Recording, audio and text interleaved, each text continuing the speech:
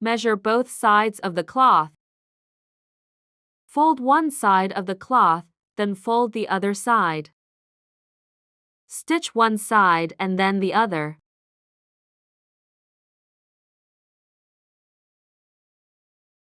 Open every corner properly. Apply lash on both sides. Cut and fold the cloth in half, then cut the top corner.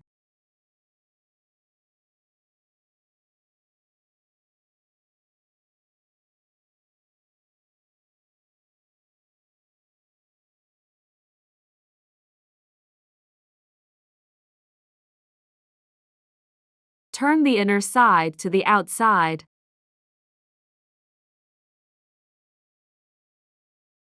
Now stitch one long string. Put it through the hole, stitch it.